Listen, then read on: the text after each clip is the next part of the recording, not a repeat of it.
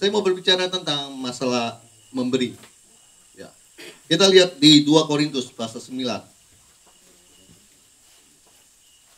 2 Korintus pasal 9 ayat 6 sampai dengan 10.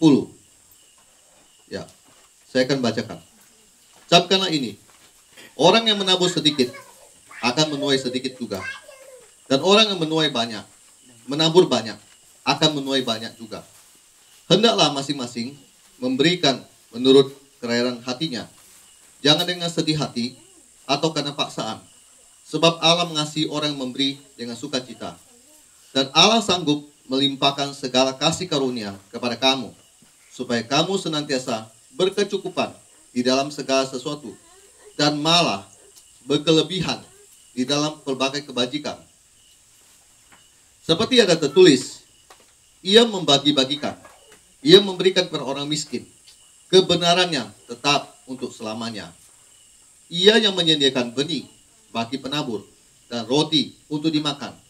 Ia juga yang akan menyediakan benih bagi kamu dan melipat kali gandakan dan menumbuhkan buah-buah kebenaranmu. Amin. Amin.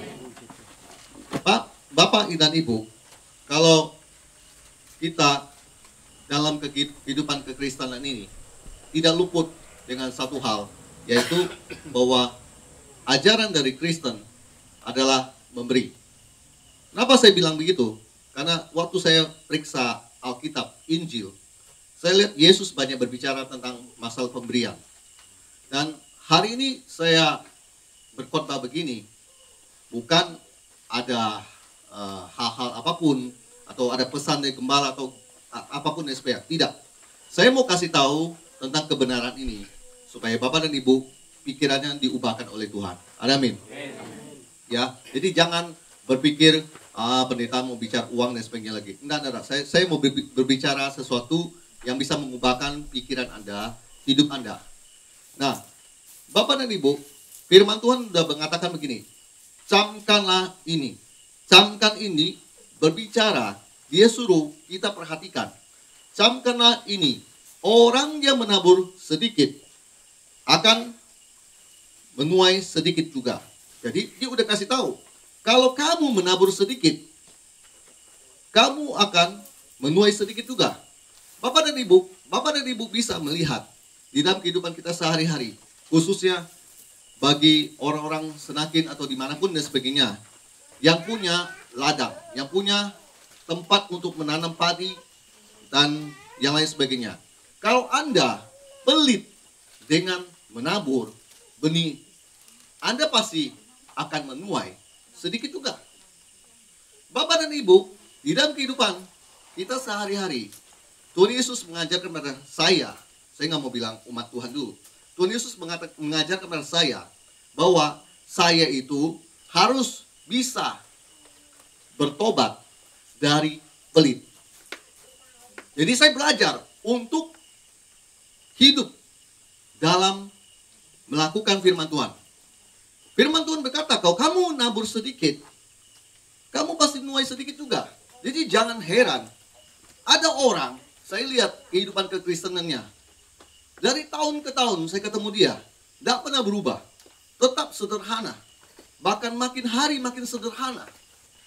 Saya bilang begini, Bapak dan Ibu, kalau Anda anak Tuhan, makin hari makin sederhana, Anda harus cross check dirimu. Mungkin ada yang salah. Salah satunya mungkin ini, Anda tidak melakukan firman Tuhan. Ketika misalnya contoh ya, kita bicara tentang pemberian ya. Saya lihat ada gereja-gereja di mana saya lihat umat Tuhan yang miskin. Ya, nggak enak ya kalau saya ngomong bahasa ini. Ya udah, saya ngomong aja gini, umat Tuhannya sederhana. Nah, waktu saya periksa, saya lihat kantong kolektor mereka. Saya lihat pendeta mereka juga. Aduh, itu semua berentetan.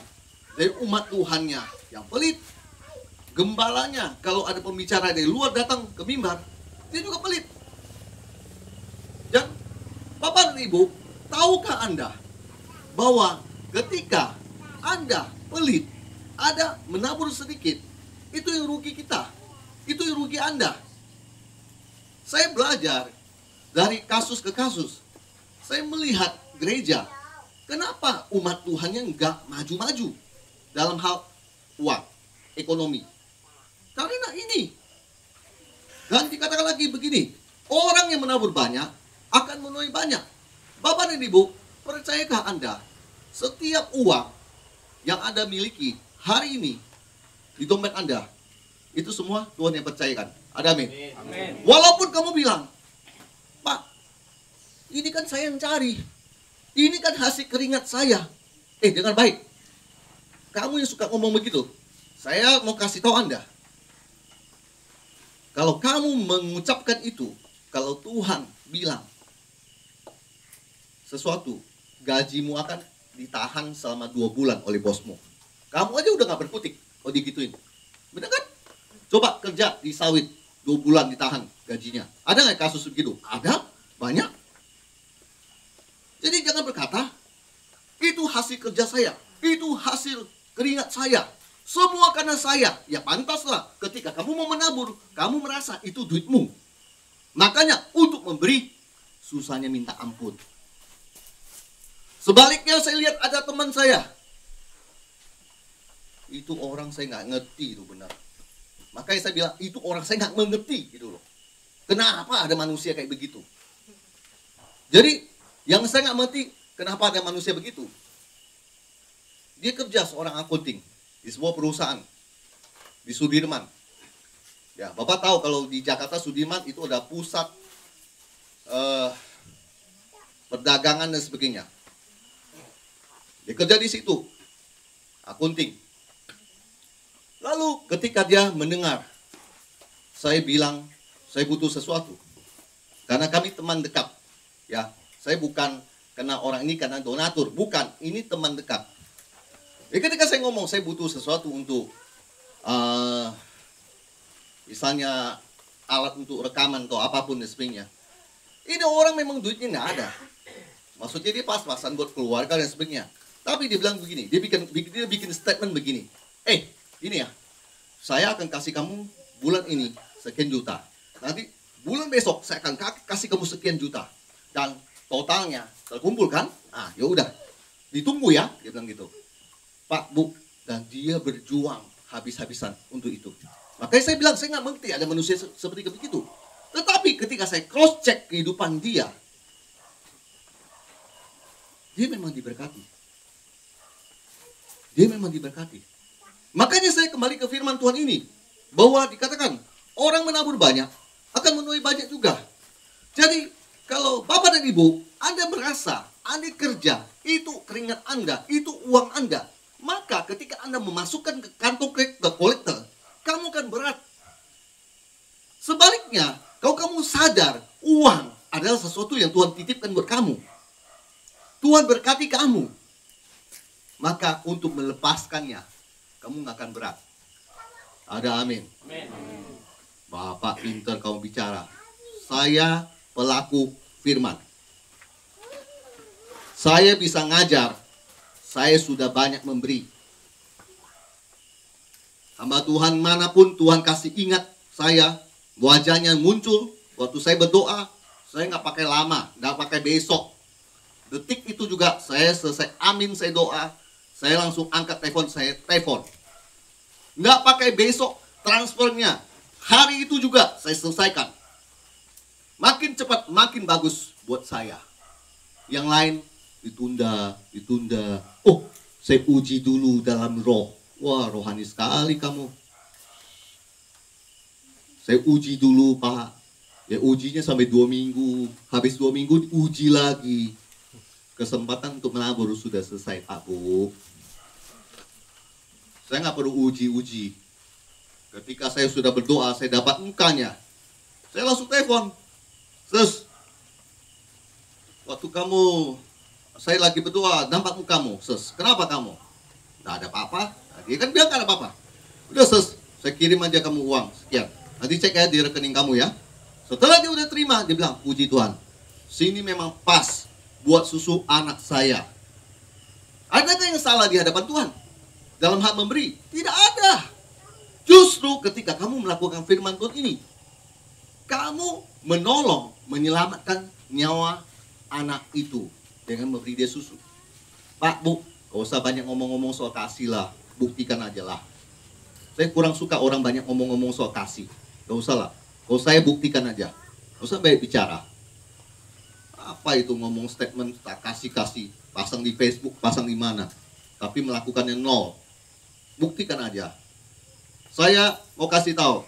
Firman Tuhan berkata, saya ulang lagi. Kalau kamu nabur sedikit, kamu tuai sedikit. Kalau kamu rindu melihat tuai yang besar, tuai yang banyak, artinya hidupku diberkati oleh Tuhan.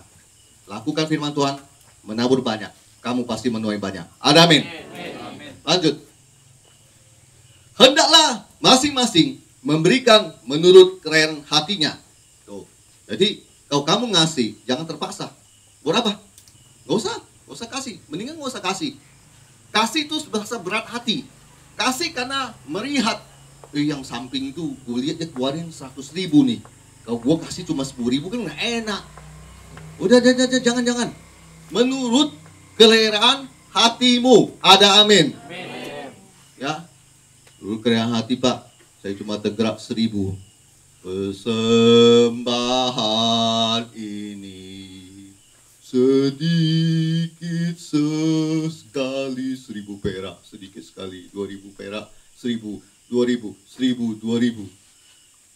Nanti kembali lagi yang ke ayat 6. Hidupmu juga tidak berubah. Tuhan kasih juga 1.000, 2.000, 1.000, 2.000. Mau begitu Bapak Ibu? Menuai banyak? Mau. Memberi? Enggak. Itu bertentangan dengan firman Tuhan. Apakah bisa? Hendaklah kamu memberi menurut kerelaan hati. Jangan dengan sedih hati atau karena paksaan. Sebab Tuhan mengasihi orang memberi dengan sukacita. Ada amin. Dikatakan Tuhan mengasihi orang memberi dengan sukacita, artinya dia sayang sama kamu yang kasih dengan sukacita.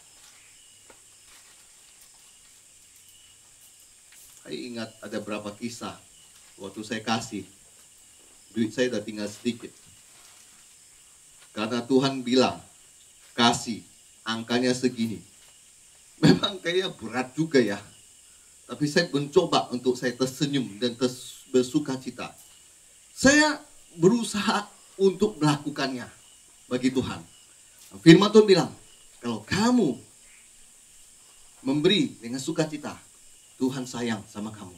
Amin. Makanya kalau memberi dengan sukacita, memberi tanpa paksaan, memberi bukan karena merasa duka, kamu memberi dengan sukacita, nanti Tuhan sayang. Amin. Nah, yang berikut yang 8. Ini dikasih jaminan. Setelah kamu memberi tanpa paksaan.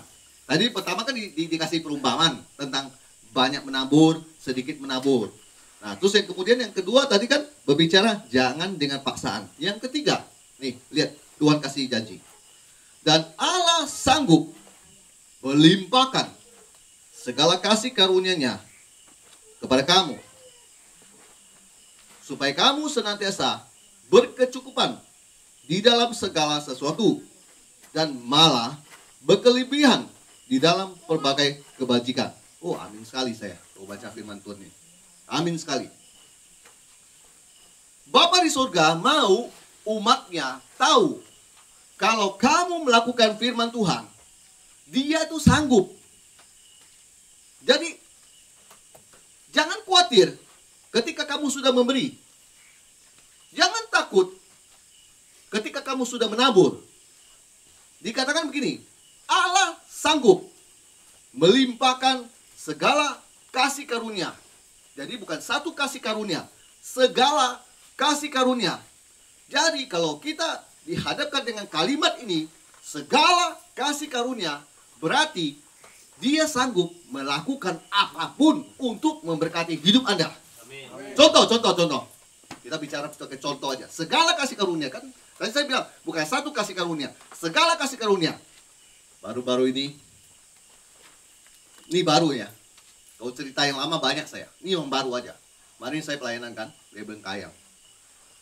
Terus di tengah hutan mobilnya hancur, bannya mau copot, jadi terotnya patah. Singkat cerita, yang di belakang kita Avanza, ini hamba Tuhan, saya pikir koboi juga, pakai Avanza tapi dia terjang terus gitu.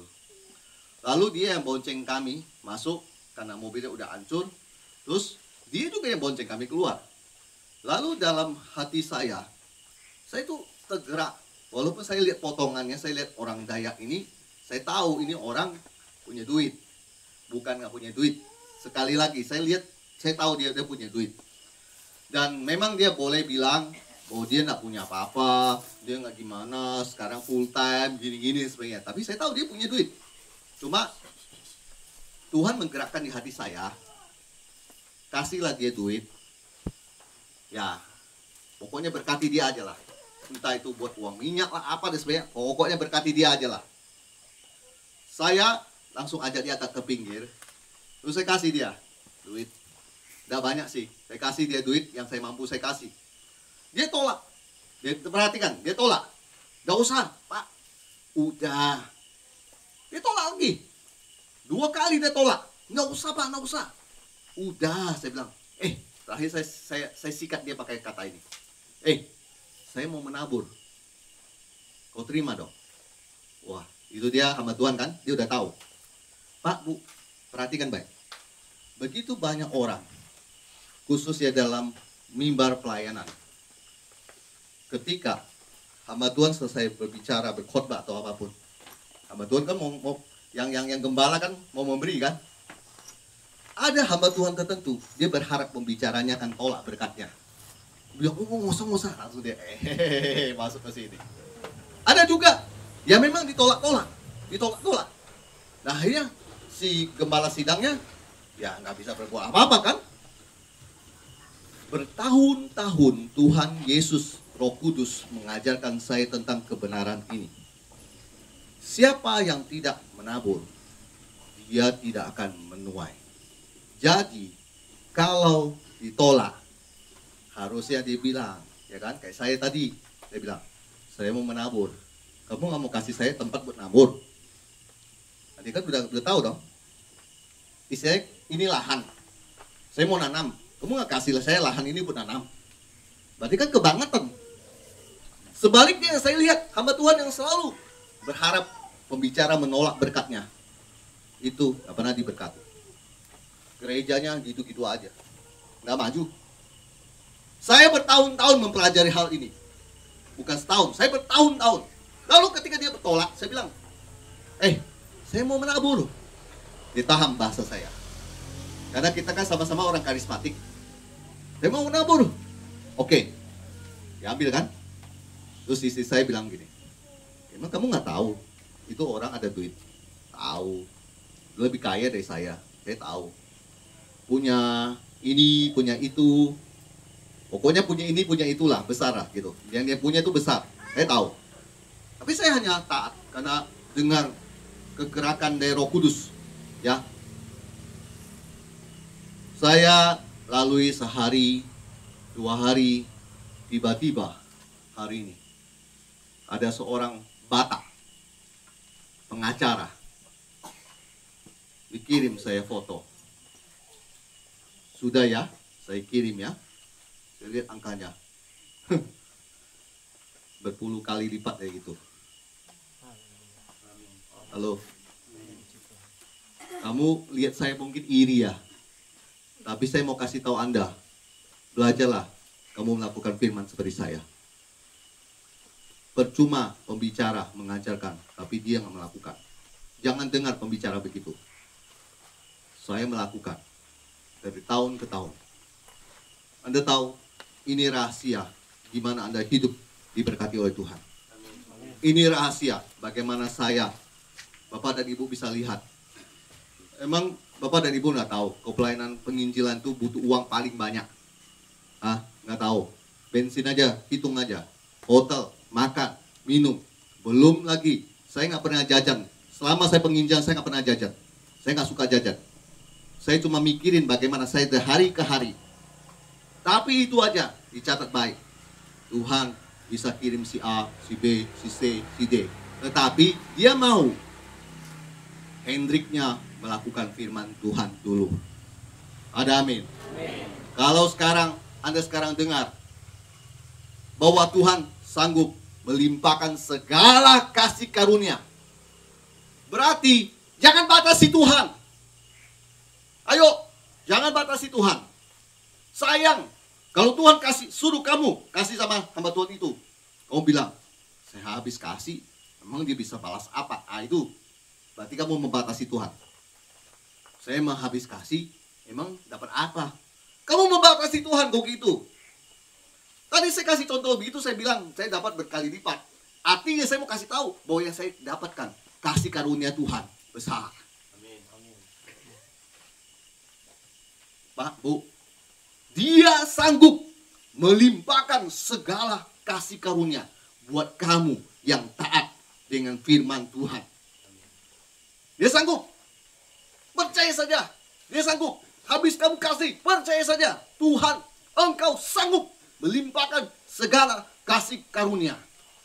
Di tengah perasaanmu yang merasa tidak enak, habis kasih, duit gua hilang apa dan sebagainya. Jangan dipikirkan itu. Pikirkan satu. Tuhan sanggup melimpahkan. Ini kan melimpahkan. Segala, bukan satu, segala kasih karunia. Cerita saya belum berakhir. Saya lihat di rekening saya lagi, saya turun ke bawah. Saya lihat, si itu kirim lagi duit buat saya. Sudah saya bilang, segala kasih karunia. Berarti bukan satu, dua yang masuk hari ini. Cuma hanya gara-gara tak dengar suara Tuhan. Dan kasih buat satu orang hamba Tuhan itu, orang Ahe itu. Saya kasih buat dia, saya nggak mau pusing. Istri saya bilang, kamu nggak tahu dia itu begitu? Tahu. Udah biar aja. Saya memang digerakkan Tuhan, saya bilang. Saya mau ngasih buat dia. Udah biar aja. Sehari belum terjadi apa-apa. 2 hari belum terjadi apa. Hari ini udah terjadi. Allah sanggup melimpahkan segala kasih karunia-Nya buat kita. Dan dikatakan begini. Supaya kamu senantiasa berkecukupan dalam segala sesuatu dan malah berkelebihan dalam berbagai kebajikan. Ini firman Tuhan Alkitabiah bahwa ini adalah orang Kristen. Kenapa saya ngomong gitu? Orang Kristen ciri-cirinya suka memberi, suka mengasihi. Amin. Amin. Makanya ini ayat saya bilang ini Kristen banget. Dia bilang supaya kamu berkecukupan. Pak, Bu, kalau saya sampai nggak punya uang, saya nggak bisa memberi. Oh, Tuhan mau hari ini umat Tuhan yang hadir di tempat ini, Anda bisa memberi. Pastinya kalau Anda bisa memberi, pasti Anda sudah punya duit dulu. Kalau kamu makan susah, gimana mau memberi? Tuhan nggak mau. Tuhan mau kamu punya uang. Dan Tuhan bilang, kamu itu cukup dalam segala sesuatu. Dan malah berlebihan dalam perbuatan kebajikan. Artinya, kalau misalnya orang lihat Bapak ini, oh saya sudah tahu di Kristen, dia suka memberi. Nah, benar kan? Berarti Alkitabiah. Oh, dia mah banyak berbuat kebajikan. Ada amin? Amin. Luar biasa nih. Ini Kristen banget nih. Saya pakai bahasa saya. Ini Kristen banget nih ayat ini. Bahwa orang Kristen kan memang suka mengasihi, suka memberi. Itulah tanda orang Kristen. Jangan kita malah kurang memberi, kurang berbuat kebajikan. Karena kita nggak punya uang. Tuhan mau Anda cukup dalam segala sesuatu. Dan Anda bisa memberi, berbuat baik. Ada amin? Amin. Lanjut. Ini yang 10. Mungkin yang Bapak dan Ibu tanya. Ia yang menyediakan benih bagi penabur dan roti untuk dimakan. Ia juga akan menyediakan benih bagi kamu dan melipat kali gandakan dan menumpukan buah-buah kebenaranmu. Bapak Ibu, saya waktu baca firman Tuhan ini, saya baru mengerti apa sih maksud firman ini. Bahwa dia bilang, dia kasih kamu benih buat menabur, roti untuk dimakan. Pak, saya jelaskan dengan baik ya. Yang suka bilang, Pak, duit aja nggak punya, gimana saya mau bisa memberi Tuhan? Gimana saya mau bisa kasih buat pendeta? Dengan baik, yang suka ngomong begitu, hari ini saya bukakan firman Tuhan ini. Dan ini memang tertulis di 2 Korintus pasal 9 ayat 10. Pak, Bu, saya di Jakarta, dulu saya punya pelayanan di gereja dengan seorang hamba Tuhan. Jadi setiap kali hari Selasa atau Rabu, kami bikin event KKR. Sebulan 2 kali waktu itu. Jadi, saya bilang sama hamba Tuhan yang bersangkutan, saya bilang, pokoknya si WL, pembicara, saya yang bayar. Saya yang kasih PK, saya bilang gitu. Waktu itu keadaan saya memang sangat sulit. Saya masih ingat, saya pas-pasan. Kadang saya berbicara, saya nggak dikasih PK, saya nggak dikasih apa-apa. Nggak apa-apa, saya anggap itu pelayanan. Lalu kadang-kadang saya datangkan teman saya, si A, si B, datang ke mimbar untuk berkhotbah. Saya waktu itu kondisinya nggak punya uang. Cuma ada 100.000 atau 50.000 di dompet. Tapi saya nggak menyerah. Saya ingat ayat ini. Ini ada firman Tuhan. Lalu saya bilang gini sama Tuhan. Dengan baik, Bapak Ibu yang tidak punya uang untuk memberi. Dengan baik, doa saya simple. Tuhan, besok si A datang dari Kalimantan Barat. Saya mau dia naik mimbar. Minta dong duit kasih dia PK. Saya sebut angkanya. Saya sebut angkanya. Kemudian saya bilang, saya percaya Tuhan pasti memberkati. Amin. Saya tutup doa saya. Tahu nggak?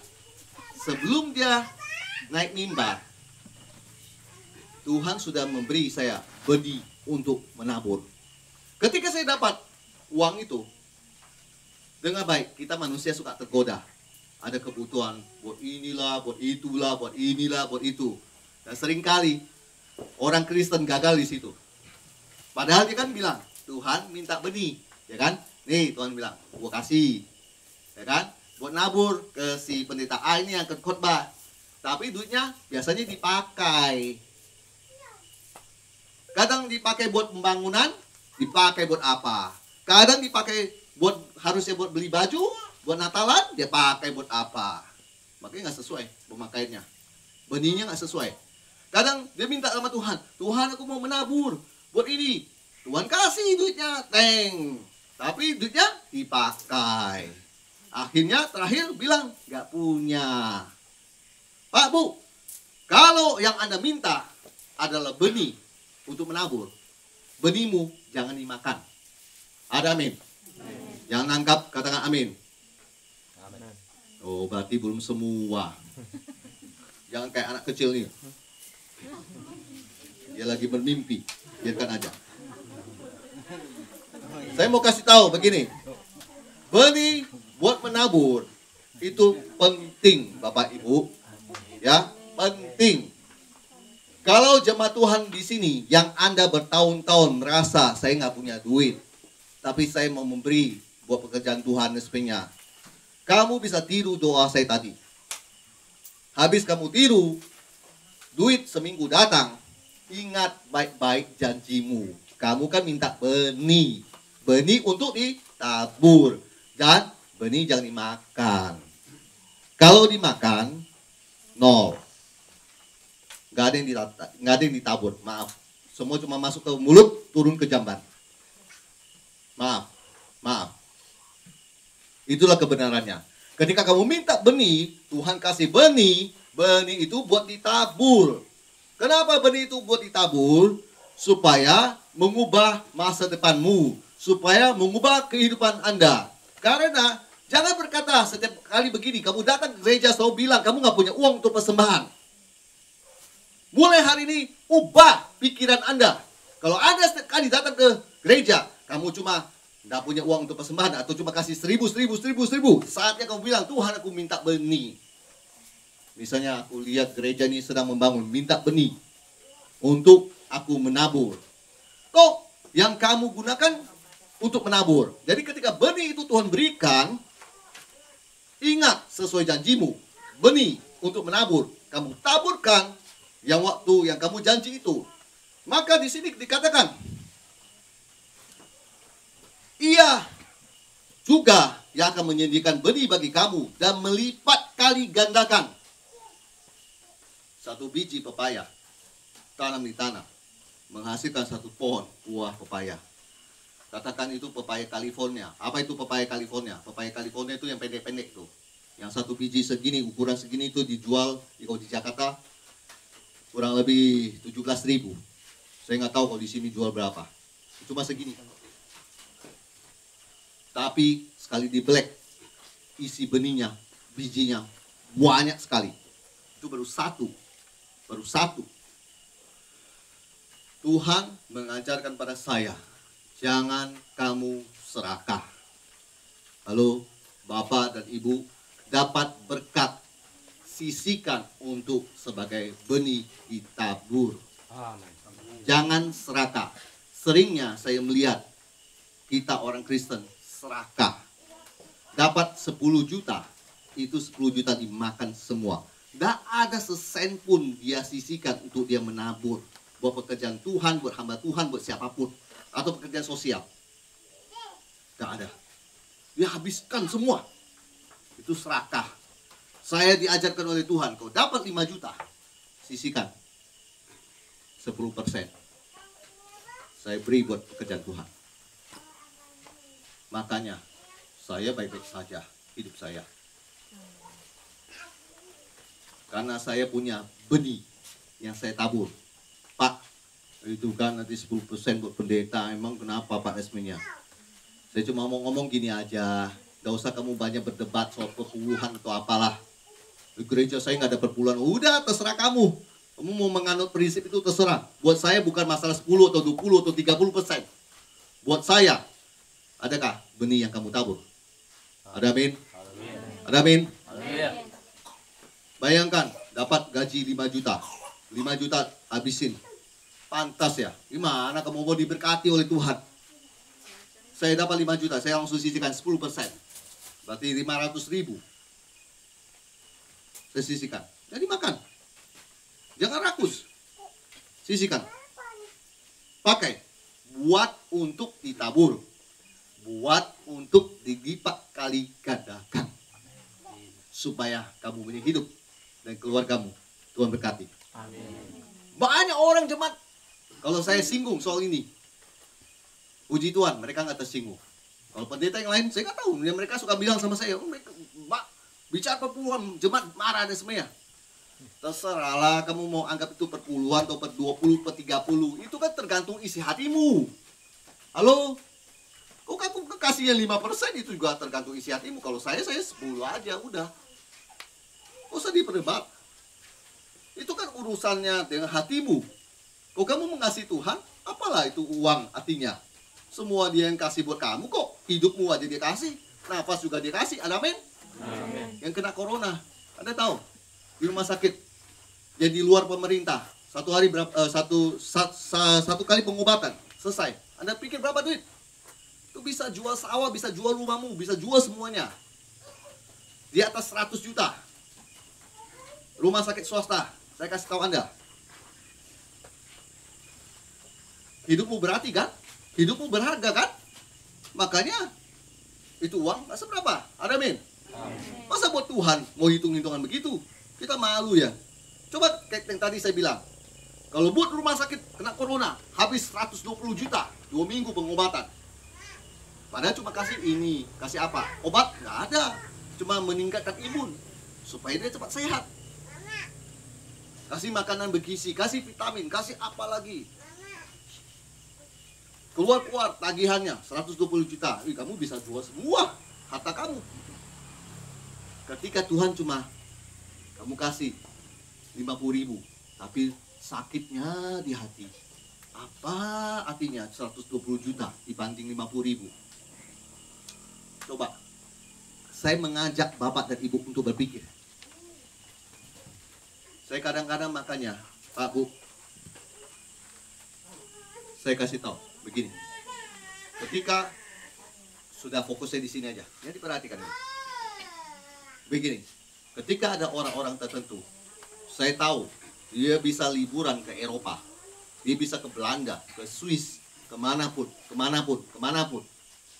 Tetapi ketika bicara soal ini untuk Tuhan, hamba Tuhan, pelitnya minta ampun.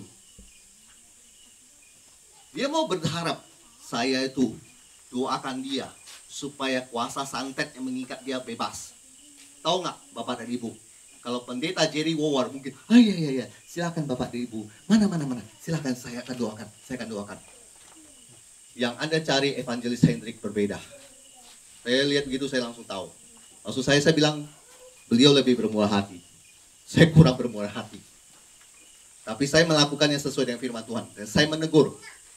Saya punya karunia menginjil, kenabian. Jadi saya sifatnya seperti karakter saya begitu. Kalau Bapak dan Ibu baca penginjil, karakternya kayak gimana? Nabi karakternya kayak gimana? Ya itulah saya karakternya kayak gitu. Saya lihat begitu, saya langsung bilang, Bu, Ibu ini terlalu begini, pelit ya, gini, sebenarnya. Udah, saya matiin telepon. Saya singkat dan jelas, gak usah banyak bicara. Saya tahu isi hatimu kok, kau pelit. Untuk libur aja kau bisa. Oh, mana-mana, luar negeri, kemana-mana dan sebagainya. Tapi untuk Tuhan, waduh, perhitungan sekali. Saya bilang, cari saja pendeta yang lain ya Pak Bu, yang bisa melepaskan kamu ya, silakan cari ya. Saya tidak tertarik untuk mendoakan kamu. Kenapa saya begitu?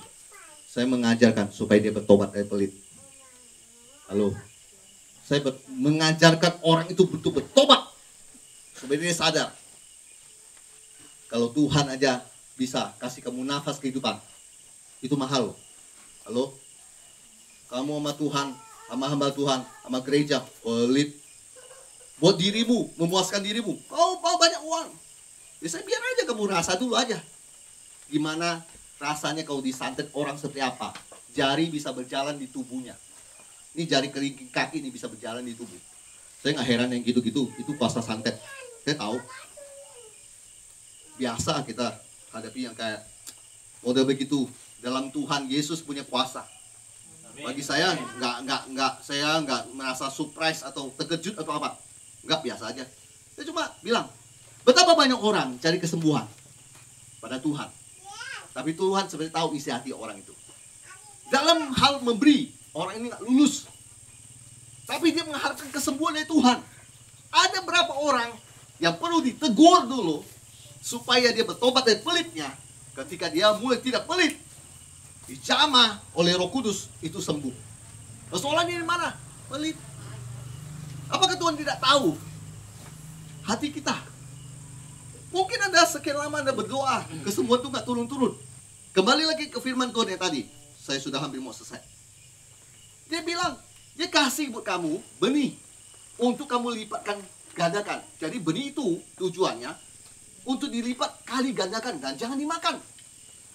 Dan dia kasih juga buat kamu roti untuk dimakan. Artinya tolong dipisahkan benih dan tolong dipisahkan yang buat kamu makan. Tadi kan saya sudah bilang, dapat 5 juta gaji, ya jangan dihabiskan semua buat dimakan. Kan tadi udah dibilang, benih untuk ditabur, roti untuk dimakan. Berarti tidak salah kalau kamu makan. Tetapi tolong disisihkan, mana untuk benih, mana untuk roti. Amin. Yang sudah mengerti katakan amin. Berarti sudah mengerti. Saya sudah selesai kalau gitu. Teman kok udah ngerti ya, puji Tuhan, bagus. Berarti saya sudah selesai. Saya tutup. Saya menemukan di dalam hidup saya, selama pelayanan saya, bahwa ketika orang itu bertobat dari pelitnya, kesakitan yang menimpa tubuh dia bertahun-tahun, pada saat didoakan, itu lepas semua penyakitnya. Saya juga nggak habis pikir. Kalau Bapak Ibu tanya saya juga nggak tahu. Itu pokoknya itu yang terjadi. Saya melihat ketika kita mengeluh bahwa kita nggak punya benih untuk menabur, sebenarnya Alkitab sudah mengajarkan, kau minta sama Tuhan, pasti Tuhan kasih. Persoalannya, seringkali kita minta benih untuk kita tabur, tapi kita jadikan itu roti untuk dimakan. Itu salah. Dan firman Tuhan juga berkata, benih itu memang fungsinya untuk ditabur, supaya dilipat kali gandakan. Bapa di surga tidak suka anak-anaknya hidup dalam kemiskinan. Bapa di surga sudah ngomong lewat Yohanes pasal 10 ayat 10b bahwa ia datang supaya kamu mempunyai hidup dan mempunyainya dalam segala kelimpahan. Bukan cukup-cukup saja, apalagi sampai berhutang kiri dan kanan. Itu berarti ada masalah dengan keuanganmu dan cara kamu mengelola keuanganmu. Dan mungkin juga seperti tadi saya bilang, itu benih tapi buat dimakan sama kamu. Bapa di surga nggak pernah suka kalau kita hidupnya berhutang terus ke sana kemari dan sebagainya. Bapa di surga nggak suka. Bapa di surga mau hari ini umat Tuhan, Anda sudah hadir di sini. Anda percaya bahwa ketika kamu melakukan firman Tuhan, kamu taat, ketika Roh Kudus menggerakkan kamu untuk menabur, buat gereja, buat kegiatan sosial, buat siapapun, orang tuamu, buat pendeta. Ya, saya sekali lagi bilang, bukan memberi hanya buat gereja dan pendeta. Saya tadi kan udah bilang, buat orang tua dan sebagainya. Buat orang miskin, buat apapun, kamu tabur. Percayalah satu hal, Allah sanggup untuk melimpahkan segala kasih karunia buat kita. Amin. Haleluya. Saya pikir, Pak Bu, kalau dalam hidup saya tidak pernah minta benih untuk menabur. Itu semua foto-foto kegiatan yayasan saya, kegiatan ministry saya dalam hal memberi, tidak akan pernah ada. Jadi itu semua itu ada karena saya minta. Sebenarnya Tuhan udah sering bilang sama saya dulu ketika saya altar ke orang. Tuhan selalu kasih tahu saya, ketika kamu bergerak, kau jangan ragu. Kau tumpang tangan, kau letakkan tangan, urusan sembuh nggak sembuh bukan urusanmu. Pokoknya kau melakukan, aku menyertai kamu. Amin. Lalu saya praktekkan itu dalam hidup saya. Dan ketika saya dalam hal-hal seperti ini, ada misalnya saya waktu bertamu di sebuah gereja, saya lihat gerejanya kayak begitu. Sebenarnya mereka tuh nggak tahu, ya. Ini saya buka kartu di sini. Mereka tuh nggak tahu. Mereka berpikir saya banyak uang, ya kan? Dan istri saya bilang, iya kamu tampangnya memang mau pakai kaos oblong pun orang tetap lihat, ih bos ini. Ya, puji Tuhan lah. Wajah saya memang terlanjur diberkati. Ya, yang lain itu berarti yang ngomong saya begitu berarti kurang diberkati. Ya, yang selalu bilang itu bos. Iya, kasihan ya sama Tuhan selalu bilang ini bos ya, yang itu bukan bos. Ya, saya bilang apa-apa.